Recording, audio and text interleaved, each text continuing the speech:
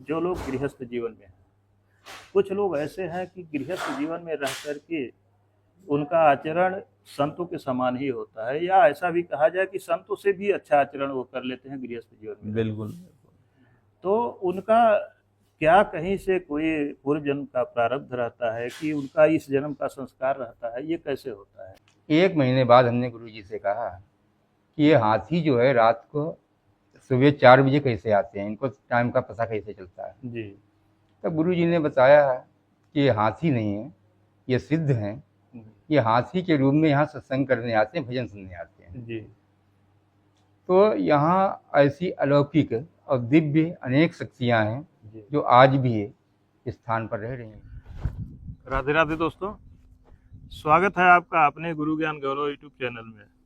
हरिद्वार के जंगली इलाके में घूम घूम करके, जैसा कि आप जानते हैं, मैं जंगलों, पहाड़ों, गुफाओं और कंदराओं में रहने वाले संत महात्मा की खोज किया करता हूं, उनका सत्संग लिया करता हूं।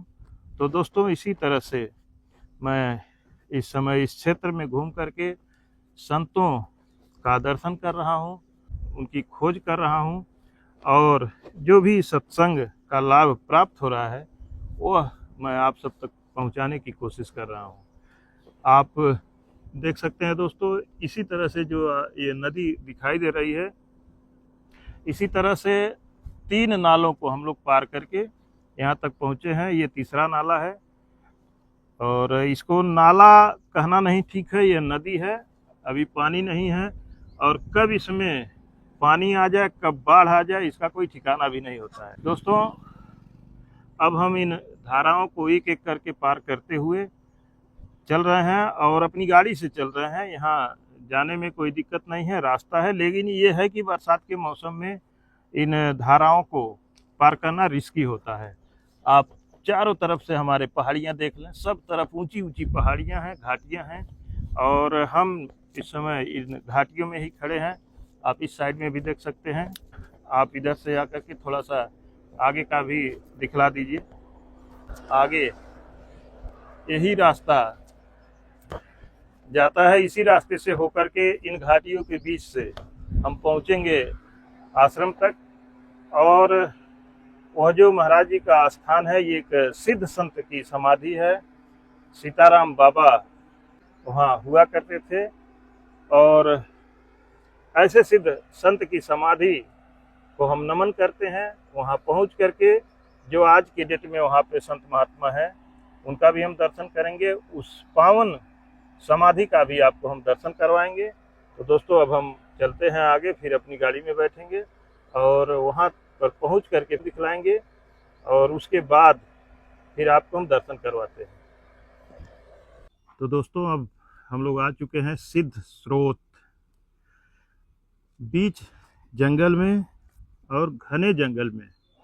यहाँ सभी प्रकार के हिंसक जंगली जीव रहते हैं, लेकिन ऐसी संतों की महिमा है कि कभी आज तक ऐसा बताया जाता है कि कोई ऐसा इतिहास नहीं है कि कोई हिंसक जीव किसी प्राणी का नुकसान किया हो। और कभी अगर कोई डर से यहाँ महाराज जी के पास आया भी कि महाराज जी, हमें हाथी परेशान करती है, हमें बाघ परेशान करता है, और महाराज जी ने कह दिया कि जाओ, आज के बाद तुम्हें कोई बाघ नहीं परेशान करेगा, कोई हाथी नहीं परेशान करेगी, तो वह आदमी निडर हो जाता था।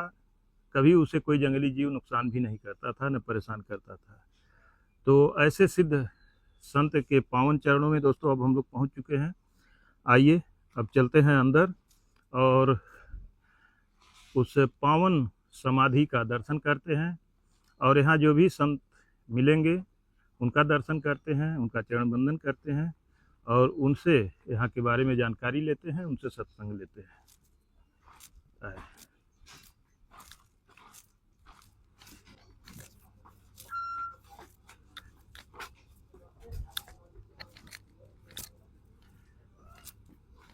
बहुत ही सुंदर, और देखें सारी व्यवस्थाएं इस बीच जंगल में यहाँ मौजूद हैं। ये देखें कितना हैवी, इतना बड़ा जनरेटर लगा हुआ है, और ये सब श्रद्धा भाव से भक्तों के द्वारा लगवाया गया है, और व्यवस्थाएं यहाँ की गई हैं।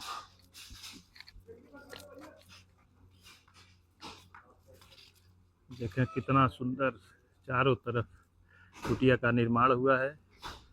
और पावन गुरु पूर्णिमा का पर्व आने वाला है, इस नाते यहाँ पर तैयारियां भी चल रही हैं। देखें ये नीचे के जो बांस लगे हुए हैं ये निकाले जा रहे हैं और कारीगरों द्वारा इसे फिर से इसका जीर्णोद्धार किया जा रहा है, पुनर्निर्माण किया जा रहा है। दोस्तों, ये गुरु जी की पावन समाधि है। सबसे पहले आए यहाँ दर्शन करते हैं।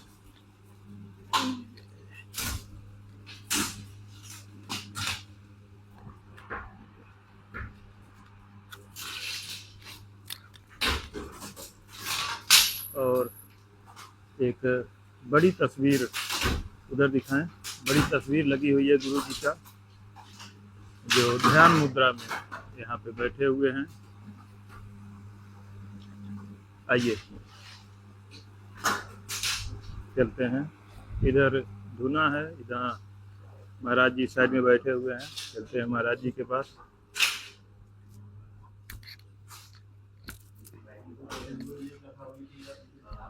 महाराज जी के साथ साथ यहाँ देखें भक्तगण भी बैठे हुए हैं। प्रणाम आप सभी को।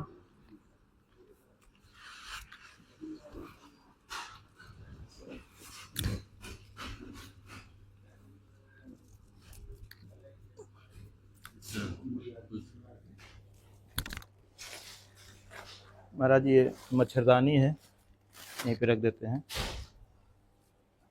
एक आंचला है आपके लिए और ये गमछा है।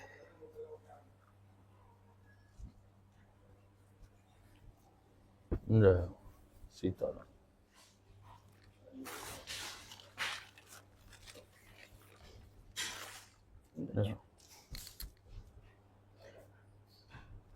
महाराज जी कृपया यहाँ के बारे में हम थोड़ा जानना चाहते हैं आपके श्रीमुख से। और सबसे पहले तो उन सिद्ध महात्मा गुरु जी के बारे में आपसे जानना चाहते हैं। हमारे गुरु महाराज जो वाक्य सिद्ध संत हैं, जी जो भी उनके मुख से निकलता था वो ब्रह्म वाक्य होता था। जी और वो किसी को कुछ भी देने में समर्थ थे। साक्षात शिव स्वरूप संत थे बाबा जी। जी यहाँ के जो टस्कर हाथी हैं जंगल के, वो भी बाबा जी को मत्था टेकते थे। यहाँ का हर जीव जो है उनकी आज्ञा का पालन करता है। जी बाबा जी ने यहाँ लगभग 75 बरस तप करा। जी 2010 में समाधि ले ली बाबा जी ने। जी और गुरु महाराज बताते थे मैं पूर्व में भी 2 जन्म पहले यहाँ तप कर यहाँ इस स्थान पे। जी हाँ।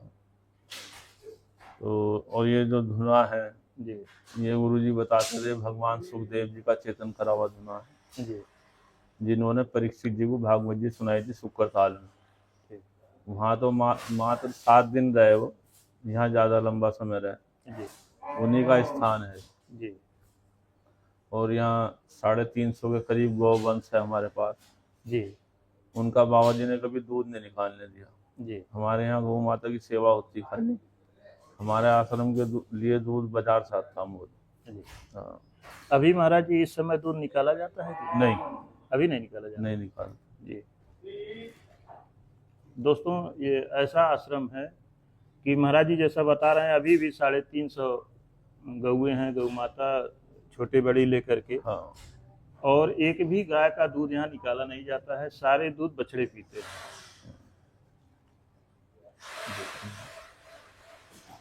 और यहाँ 4 भंडारे जो बड़े भंडारे होते हैं काल में, जी गुरु पूर्णिमा, जी अनंत चतुर्दशी और नवरात्रे, दोनों नवरात्रे, जी चैत के और रामनवमी। जी और मध्यम श्रेणी के भंडारे भी होते हैं 3-4। जी और सामान्य भंडारा कुछ दिन रहता है, जी सुबह दोपहर शाम कोई भी आए। जी यहाँ अन्नपूर्णा सिद्ध है। जी यहाँ हमारे भंडार में जो प्रसाद बनता है, कितने ही भगत लोग कोई भी आ जाए, आज जी। तक कोई भूखा नहीं गया।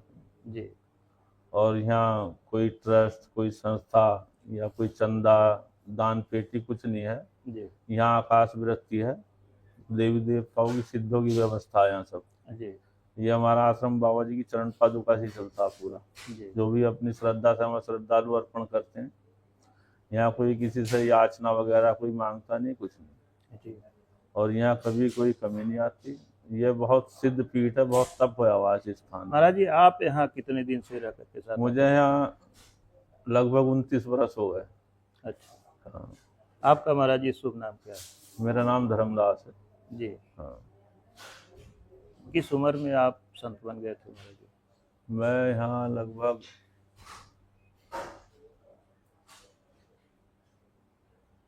21-22 वर्ष की उम्र में मैं यहाँ गया। अपना घर जब आप त्यागे तो उस समय उम्र क्या रही होगी? 21-22 साल की उम्र। 21-22 हाँ। साल। तो ऐसा क्या महाराज जी आपके अंदर भाव उत्पन्न हुआ, क्या मन में आया कि आप ऐसा सोचे कि हम संत बन जाते हैं? ऐसा था, हमारे जो पूर्वज हैं, हमारे जो दादाजी थे, जी हमारे यहाँ वो एक ना एक साधु संत की सेवा में लगे रहते थे। जी।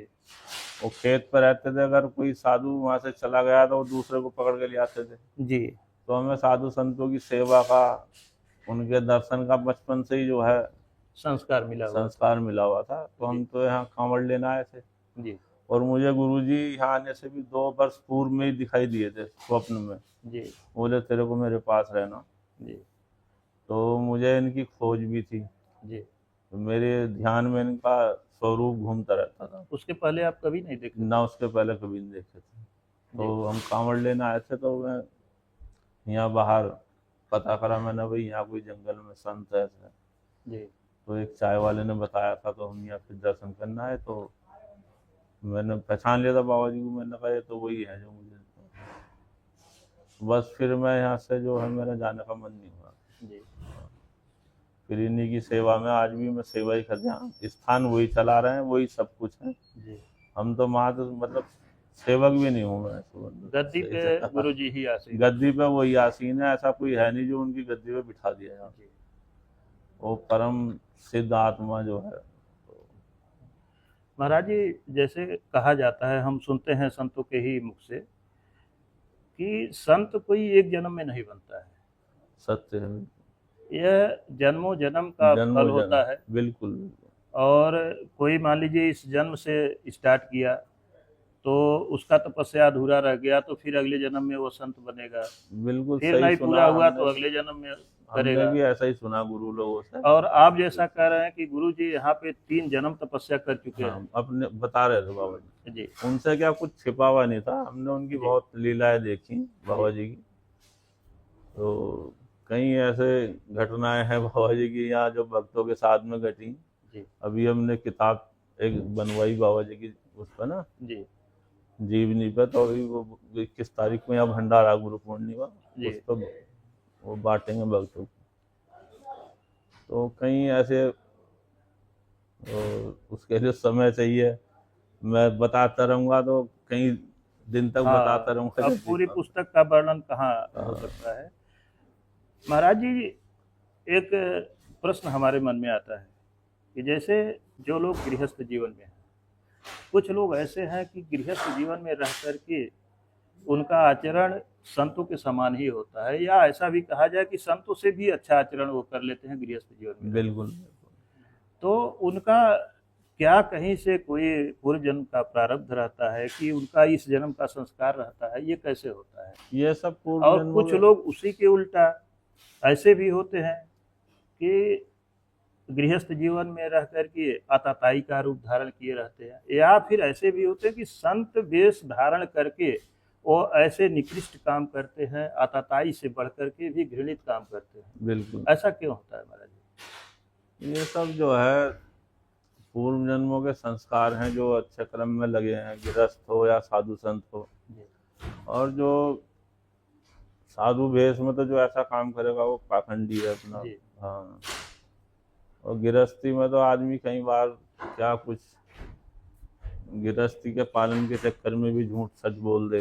जी। हमारे यहाँ क्या बाबा जी जो थे गुरु महाराज हमारे, जी। वो गृहस्थ भी जल्दी से कुछ नहीं कहते थे। जी। और साधु भेष में कोई आता था जी। तो उसको बहुत डांटते थे बाबा जी। अच्छा। अगर कोई सच्चा साधु था जी। तो उसकी सेवा करते थे खुद स्वयं। और कोई ढोंगी था तो उसको बहुत डांटते थे, बोले कपड़ा तो रंग लिया, मन नहीं रंगा आज तक। जी और गृहस्थी को जल्दी से वो बोले भाई बच्चों को लालन पालन में थोड़ा बहुत झूठ सच बोलने को, जी। ऐसा है। गृहस्थ जीवन में महाराज जी रहते हुए बहुत सारी गलतियां हो जाती हैं। लोग हाँ। चाहते हैं कि हमसे कोई गलती न हो, फिर भी कुछ न देखो। कुछ, चाहे मजबूरी बस या गलती बस, उनसे गलतियां हो जाती है। तो उस गलती का प्रारब्ध करने का क्या कोई उपाय है? उस गलती का प्रारब्ध क्या है? देखो, गृहस्थ आश्रम सबसे बड़ा आश्रम है। जी गृहस्थ आश्रम से सारे आश्रम चलते हैं। जी यहाँ भी हमारी कोई फैक्ट्री नहीं चल रही। जी यहाँ इतनी बड़ा जो है सब गृहस्थ लोग चलाते हैं। जी और गृहस्थी में रह के भी गृहस्थ जो आपने भी बोला था कि भाई संतों जैसा व्यवहार आचरण गृहस्थी, जी। तो ये सब पूर्व जन्मों के संस्कार से मिलता आदमी को। जैसे महाराज जी कोई गलती अगर उनसे हो जाए तो उसका वो चाहे प्रायश्चित करना, ताकि आगे वो जाके न सबसे कहीं अच्छा उपाय प्रायश्चित ही है। जी प्रायश्चित कर ले आदमी अपनी गलती का, जी और उसे आगे ना करे तो ठीक, और बार बार करे तो वो पाप है। फिर जी आदमी एक बार गलती हो गई, प्रायश्चित कर ले, फिर दोबारा ऐसा संकल्प लेके भाई दोबारा मैं ना करूँ। जी। वही सबसे सरल उपाय है। और महाराज जी जो लोग भौतिक जीवन में, सांसारिक जीवन में जी रहे हैं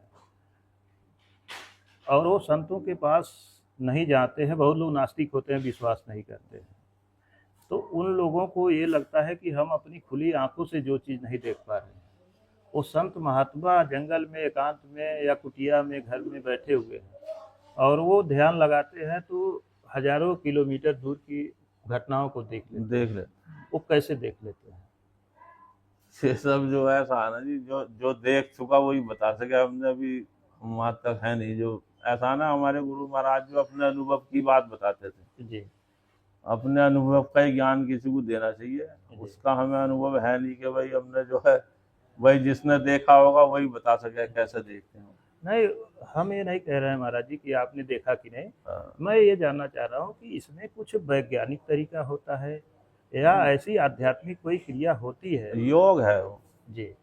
वैज्ञानिक कुछ हम नहीं, जहाँ योग तक है। जानते हैं महाराज की योग, भजन के बल से, योग के बल से देखते जी, हैं। अध्यात्म और विज्ञान दोनों एक दूसरे के पूरक हैं। एक पूरक है एक दूसरे से। अगर ये कहा जाए विज्ञान ये कहे कि अध्यात्म कुछ नहीं है, तो कभी कभी अध्यात्म के सामने विज्ञान बौना साबित हो जाता है, वह कुछ कर ही नहीं पाता और फिर उसके बाद छोड़ देता है कि भगवान आपकी मर्जी है, आप ही संभाले इसको। अब हमारे यहाँ बाबा जी बैठे रहते थे। जी गुरु महाराज ने हमें जैसा कहीं भेजा किसी कार्य के लिए, अगर हम वहाँ से थोड़ा भी इधर उधर हुए तो यहीं डांटते थे बाबा जी। जी बोले तुम्हें वहाँ भेजा था, तुम वहाँ क्या करने गए उस जगह पे, वहाँ क्यों खड़े थे, क्यों, उससे क्या था, ये था। मतलब यहीं बैठे बैठे सारा कुछ बता देते जी। देखो कोई, अब उनका योग तब बल था उनका, उसी से वो सब जानते थे। हाँ महाराज जी, उनको सब दिखाई देता था। हाँ। उनका तीसरा नेत्र उनसे या कुछ- आज्ञा चक्र जो भी कुछ कहा जाए। छिपावा ही नहीं था उनसे, ना धरती के अंदर का ना बाहर का, क्यों हम जी। तो उनके पास रहे, सेवा में थे उनकी, जी तो हम देखते सब देखते थे। यहाँ पे कुछ बाबा जी के भक्त लोग बैठे हुए हैं और शायद हो सकता है बाबा जी का दर्शन भी किए हों। भैया आप दर्शन किए होंगे? आपने किया था दर्शन? पंडित जी ने फिर आपने किया था, आपने भी दर्शन किया था। तो हम आप लोगों से चाहेंगे कि अगर कोई घटना याद हो बाबा जी के समय की तो कृपया बताएं। हम माइक आपको लगाते हैं पंडित जी को। पहले आप अपना शुभ नाम और अपना परिचय बताएं। हमारा नाम पंडित ओम प्रकाश मिश्र है जी और हम कन्नौज से रहने वाले हैं। जी यहाँ हम काफ़ी समय पहले आ गए थे, जी करीब 30-35 साल पहले, जी और गुरु जी के साथ में 6-6 महीने रहे यहाँ जी लगातार। उस समय यहाँ बहुत कम ही लोग आते थे जी और उस समय गुरु जी यहाँ गद्दी पर रहते थे जी और हम लोग यहाँ लड़ते थे रात में। तो यहाँ पर सुबह 4 बजे एक हाथी प्रतिदिन आते थे जी और वो जोर से आवाज़ देते थे। जी तब गुरु जी भजन की कैसे लगा देते थे यहाँ, जी टेप रिकॉर्ड था उनके पास, तो वो 1 घंटा भजन सुन करके जंगल की ओर चले जाते थे। तो 1 महीने तक तो हमें पूछने की कुछ हिम्मत नहीं पड़ी। जी 1 महीने बाद हमने गुरुजी से कहा कि ये हाथी जो है रात को सुबह 4 बजे कैसे आते हैं, इनको टाइम का पता कैसे चलता है। जी तब गुरुजी ने बताया कि ये हाथी नहीं है, ये सिद्ध हैं, ये हाथी के रूप में यहाँ सत्संग करने आते हैं, भजन सुनने आते हैं। जी तो यहाँ ऐसी अलौकिक और दिव्य अनेक शक्तियाँ हैं जी जो आज भी इस स्थान पर रह रही हैं। जी इस स्थान की सुरक्षा की व्यवस्था की सारी जिम्मेदारी उनकी है। जी तो यहाँ पर अनेकों चमत्कार हमने देखे हैं। यहाँ पर अजगर भी यहीं कुटिया के ऊपर पड़ा रहता था जी और यहाँ बिच्छू निकलते थे, सांप निकलते थे, हम लोग निश्चित होकर सोते थे, लेकिन कभी उन्होंने किसी को भी नहीं काटा और किसी भी हिंसक जीव ने यहाँ पर किसी को कोई हानि नहीं पहुँचाई। नहीं पहुंचा। यहाँ का वर्णन स्कंद पुराण के केदार खंड में भी है। जी केदार खंड में लिखा हुआ है कि यहाँ पर सर्वप्रथम भगवान शिव के गण नंदी जी ने तप किया, जी तब इस स्थान का नाम हुआ नंदीश्वर महादेव जी सतयुग में।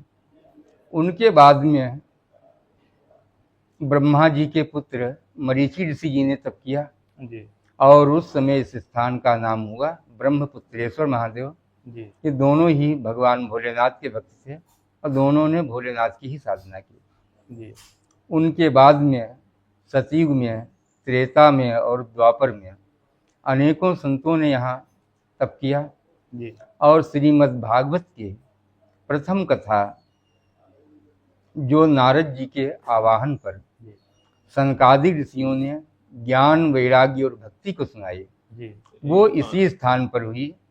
इसका वर्णन पद्म पुराण के उत्तरखंड में जी मिलता है विस्तार से और पद्म पुराण से ही भागवत जी के महात्म के 3 अध्याय में वो वर्णन दिया हुआ है नारद भक्ति समागम का जी कि भो भो साधो क्षणम तिष्ठ मत चिंताम अपि निवारे। भक्ति देवी नारद जी से कहती हैं कि हे संत, आप ठहर जाएं और हमारी भी चिंता का निवारण करें, जी क्योंकि जब माँ जो है जवान हो और उसके पुत्र वृद्ध हो गए हों तो ये जो है माँ के लिए सबसे बड़ा कष्ट है। जी आज ज्ञान और वैराग्य वृद्ध अवस्था में है वृंदावन में और माता जो है तरुणी है। तो नारद जी ने बहुत उपाय किए।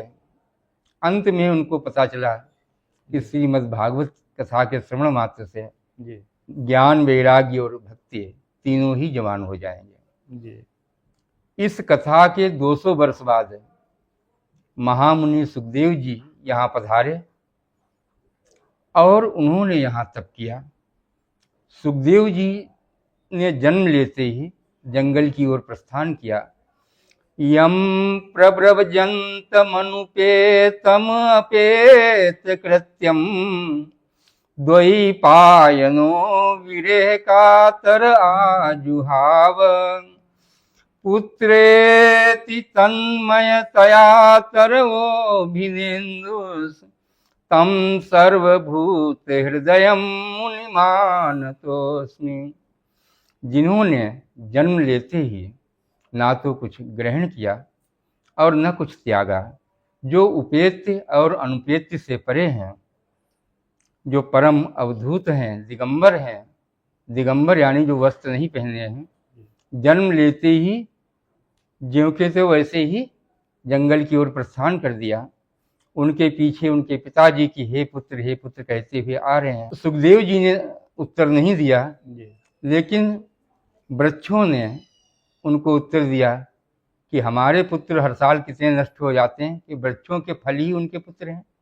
बोले आपके पुत्र तो विश्व के सृष्टि के कल्याण के लिए तप करने जा रहे हैं, आपको इतना प्रेम नहीं करना चाहिए। तो महामुनि व्यास जी वापस चले गए और परम अवधूत परम ज्ञानी महान संत सुखदेव जी महाराज यहाँ सिद्ध स्रोत स्थान में पधारे। उन्होंने यहाँ पर रह कर के तप किया 12 साल की अवस्था में वो यहाँ आए थे। 16 साल की अवस्था में यहीं से शुक्रताल पर जाकर के परीक्षित जी को ज्ञान का उपदेश दिया जी। और मृत्यु के भय से मुक्त किया। सिद्ध स्रोत नाम इस स्थान का कब से पड़ा पंडित जी? देखो, अलग अलग कालखंड में अलग अलग नाम है। जी तो जब से सुखदेव जी यहाँ पधारे जी उसके बाद इस स्थान का नाम सिद्ध स्रोत ही हो गया, जी क्योंकि यहाँ पर जिन भी संतों ने रह करके तप किया जी सभी सिद्ध हुए। सिद्ध ही नहीं बल्कि परम सिद्ध हुए। जी तो इसलिए इस स्थान का नाम सिद्ध स्रोत पड़ा। जी। महाराज जी, गुरु ये जी धूना के जैसा आपने बताया कि बहुत प्राचीन धूना है, लगभग 5200 वर्ष से। 5200 तो सुखदेव जी हैं जी और नंदी जी तो सचिव के आदि में हैं। जी। ये धूना लाखों साल पुराना है। कईयों हजारों साल पुराना यह धूना है। तो नहीं, जैसा कि स्कंद पुराण के केदारखंड में वर्णन है। जी स्कंद पुराण के केदारखंड में। केदारखंड में वर्णन है।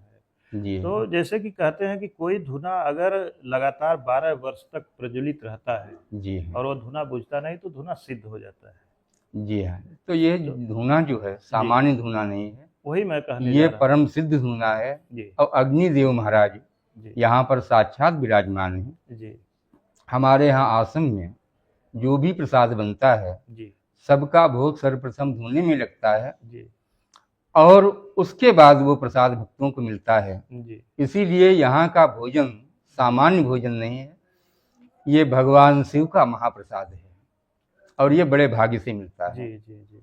गुरु जी कहते वही थे, मैं जानना चाहता था, अपने दर्शकों को मैं बताना चाहता था, क्योंकि संतों का के जो धुना होते हैं, धुना का बहुत ही महत्व होता है, जी हाँ, बहुत महिमा होती है धुना से। धुना की जो भभूत होती है उससे बड़े से बड़े रोग पाप नष्ट हो कट जाते जाते हैं। हैं, नष्ट हो जाते हैं। जी। तो अब हम चाहेंगे कि आप सभी का परिचय हो जाए, हमारे दर्शक भी जान लें। तो भैया आप अपना परिचय थोड़ा सा बता दें। माइक हाथ में ले लें तो और अच्छा रहेगा। जी। बोलो सद्गुरुदेव महाराज की जय। बोलो सच्चिदानंद भगवान की जय। जय। जय जय श्री सीताराम। मेरा नाम शिव कुमार है जी और मैं ज्वालापुर से निवासी हूँ जी और मुझे मेरे मित्र यहाँ लेकर के आए थे जी जो अब इस दुनिया में नहीं है, जी अरुण जी। जी। तब से आप और मैं यहाँ तब आते से हैं। कंटिन्यू यहाँ आ रहा हूँ जी और मेरी आस्था इतनी है कि मैं अपने मन के अंदर की बात बता नहीं सकता। जी। मेरा इतना विश्वास है यहाँ पर। बिल्कुल बिल्कुल, और होना भी चाहिए। कोई दिव्य अलौकिक चीज़ें अगर हों तो उसे अंदर ही रखना चाहिए। बस जी। और ये हमारे दीपांकर चक्रपाणी भैया जी हैं।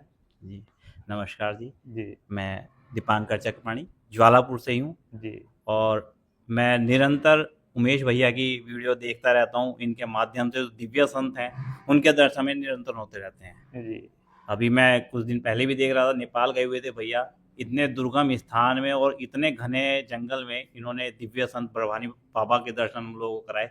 अपने आप में दिव्य स्वरूप, जी दिव्य दर्शन आपके द्वारा हुए। जी इसीलिए मैंने इनसे थोड़ा निवेदन किया और इन्होंने बड़े सहज भाव से मेरा निवेदन स्वीकार किया। इनको बताया मैंने कि हमारे यहाँ अभी देवभूमि उत्तराखंड हरिद्वार में ऐसे सिद्ध संत हुए हैं जो कई वर्षों की तपस्या की और आज हम जनमानस का कल्याण करने के लिए वो रहे। जी हमारे ऐसे ही परम श्रद्धेय ब्रह्मलीन सीताराम बाबा जी भी थे जी जिनके बहुत प्रताप हम लोगों को मिला। और हम छोटे बचपन में, मुझे याद है मैं छोटा था जी और हम रामलीला समिति से जुड़े हुए थे। जी उस समय बाबा जी का यहाँ गुरु पूर्णिमा का कार्यक्रम था, तो हम लोगों को भी बाबा जी ने बुलाया कि आप लोग आए समिति के लोग और रामायण पाठ करें। तो हम छोटे छोटे थे, अपनी रामलीला समिति के साथ हम लोग आए। बाबा जी का दर्शन भी हमने किया। हमारा सौभाग्य है कि उस समय बाबा जी का दर्शन हुआ, आशीर्वाद मिला।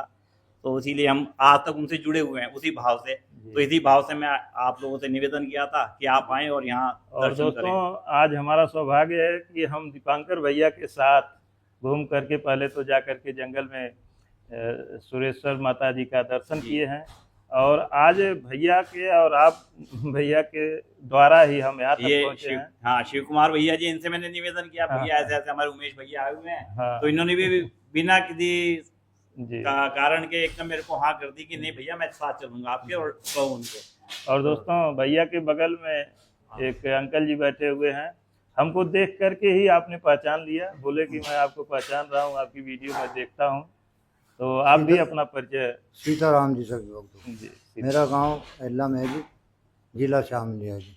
मैं 27 साल से गुरु जी की यहीं पास ही रहा जी।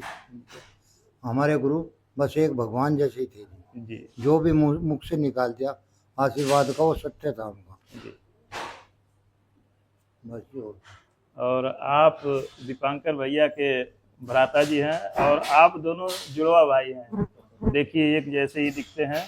मेरा नाम शिवांकर चक्रपाणी है जी। दीपांकर ने जैसा बताया, हम बहुत छोटे छोटे थे, शायद आयु रही होगी 13 या 14 वर्ष की आयु रही होगी, जिस दौरान हम यहाँ पर आए थे रामायण पाठ करने। जी। उस समय महाराज श्री के दर्शन, ये हमारे पर कोई कृपा ही थी जो महाराज श्री के दर्शन हमें प्राप्त हुए, और उन्हीं के आज कृपा से हम यहाँ निरंतर आने का प्रयास करते हैं। और उमेश भैया के माध्यम से तो संतों के दर्शन होते ही हैं हमें, और जो यहाँ इस समय इस स्थान को जो संभाल रहे हैं, देख रेख कर रहे हैं महाराज श्री, उनका भी सबको बड़ा सहयोग रहता है, और बड़ी कृपा है उनकी भी कि वो सबके साथ जिस प्रकार से बाबा श्री स्नेह रखते थे, वैसा ही स्नेह महाराज जी भी सबके साथ रखते हैं जी। और मैं तो आप सबको कहूंगा, जो भी ये यूट्यूब उमेश भैया का देख रहे हैं, गुरु ज्ञान गौरव जो चैनल है यूट्यूब का, आप उस पर देखें, दिव्य संतों के दर्शन करें।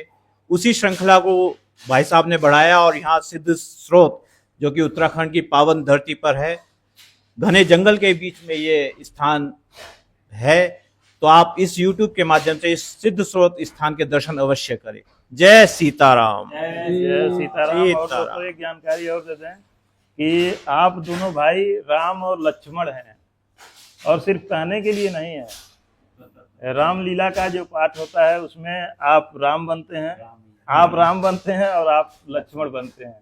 दोनों भाई जुड़वा भाई हैं, और वास्तव में राम लक्ष्मण के जैसे हैं, एक साथ ही रहते हैं, और एक साथ ही कारोबार है, सब कुछ एक साथ है, और वह आचरण भी अपने अंदर करते हैं। सिर्फ ऐसा नहीं है कि रंगमंच पर खड़े होकर के सिर्फ दिखावे के लिए। आप लोगों का व्यवहार, विचार, आचरण सभी राम और लक्ष्मण के जैसे हैं। हमने तो, लोग कहते हैं ना कि किसी के साथ 1 मिनट रहिए तो आप पहचान जाएंगे कि उनके बारे में।